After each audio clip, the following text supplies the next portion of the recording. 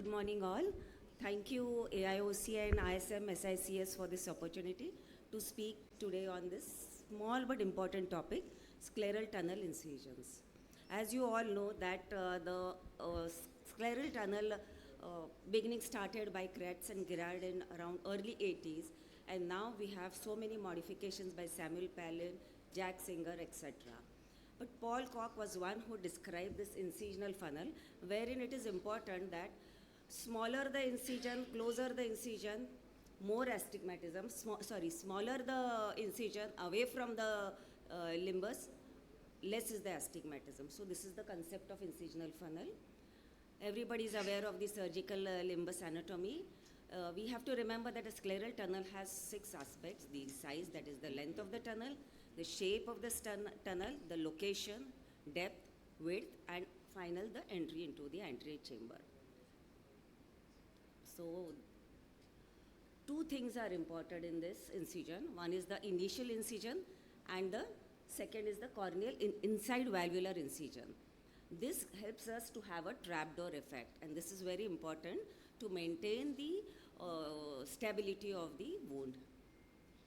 So this is like a grand entrance. If you have a good tunnel, you have a grand entrance, and the future steps will be uneventful. So this is the concept. So first you have is the external incision, then the scleral tunnel dissection, and the internal. So these are the 3 main stages. So the modifications I'll just name. This is by Jack Singer, the Frown one. Then Samuel Palin has this the Chevrolet type of incision. So basic incisions are straight, curvilinear along the limbus, or frown. This is a beautiful animation given by Dr. Boramani sir for construction of tunnel.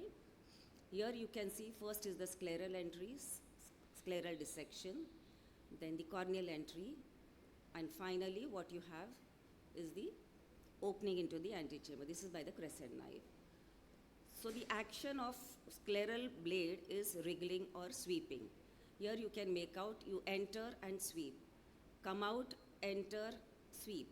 So this is how you do. So you avoid multiple planes. So length depends on the nucleus size and hardness. If it is a cortical soft cataract, you have a smaller incision, around 6 mm, and if it is a hard nucleus which cannot be molded, you have 7 to 8 mm length. The scleral flap should not be very thin or very thick. At every step you have to look at the tunnel blade, it should be visible.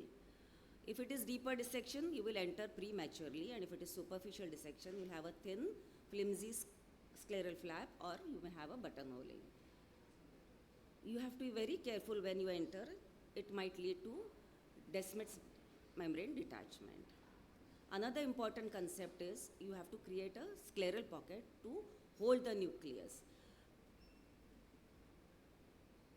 Then remember, when you do the dissections, take care of the contour.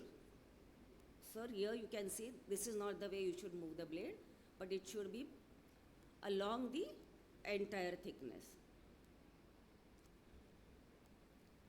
Yes, this is a small video which shows you creating a scleral pocket here, and then you extend it. Yes. So most of the times the tunnel is so good that you do not need any suturing.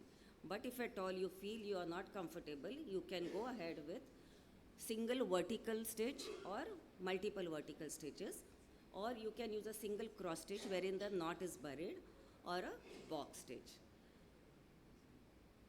So at the end, I would like to say that for creating a tunnel, you need a lot of practice, lot of patience, lot of perseverance, and you can master it. Thank you. Thank you, Dr. Naina. We move on to